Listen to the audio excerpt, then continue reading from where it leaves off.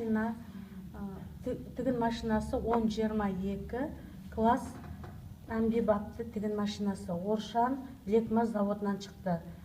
Тігін машинасы костюмдық, шинель, жеңіл киімдер, ауыр пальтолық, табиғи аралас талшықтардан жасалған маталарды тігуге арналған. Машинаның электр жетегі және жоғарғы жіпті керіп босатуы автоматтандырылған. Екі жіпті челнокты дүзу тігіспен қайып сырып тігеді. Негізгі механизмдеріне жіп тартқыш, мына жерде жіп тартқыш,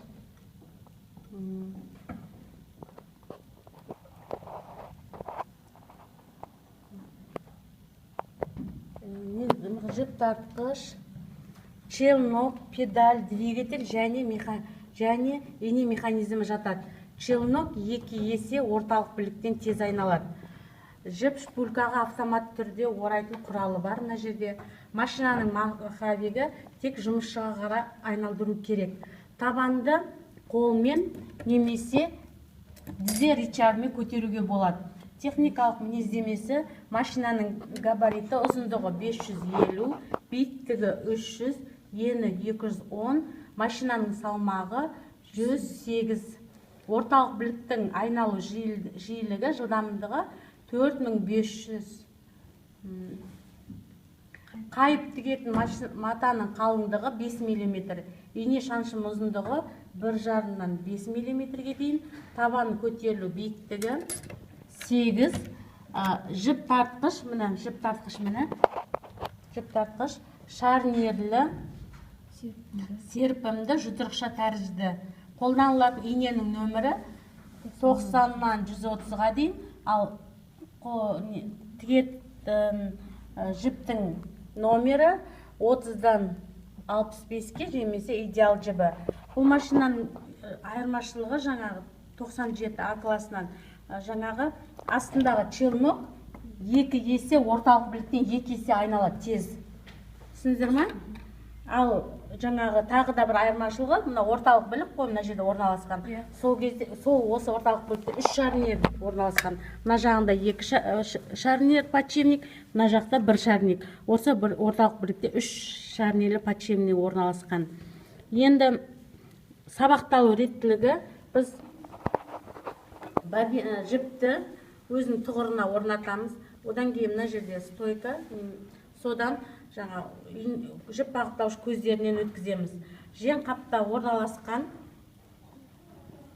жіп бағыттауыш көздерінен тағы да өткіземіз. Жоғарыдан төмен қарай өткіземіз. Одан кейін жең қапта орналасқан 3 көзді жіп бағыттауыш көздері бар. Содан жоғарыдан төмен қарай зигзаг арқылы өткіземіз.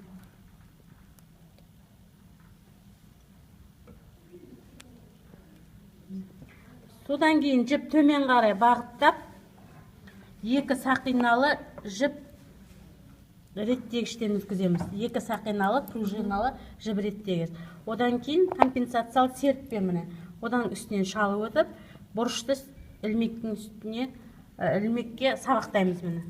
Одан кейін жаңа сіздерге айттым, жіп тартқыш, шарнерлі, серпімді, жұдырықша тәрізді. Міне осыған сол оңнан солға қарай өткіземіз. Міне өткіздік. Өткізгеннен кейін жіпті төмен қарай бағыттап, ине көзіне сабақтаймыз. Ине көзіне сабақтағанда солдан оңға қарай ине көзіне сабақтаймыз.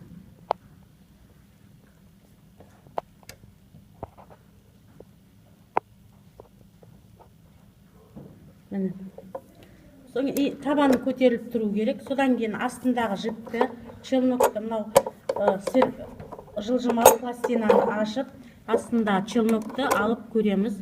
Көргеннен жіп бар ма жоқ па, оны тексереміз. Жіпті жаңа біздің челнок арқылы сабақтаймыз. Сабақтаны өзінің ойықтан өтіп, одан кейін өзінің бағыттауыш көздерінен өтеді. Одан кейін орнына салып, жылжымалы пластинаны жабамыз.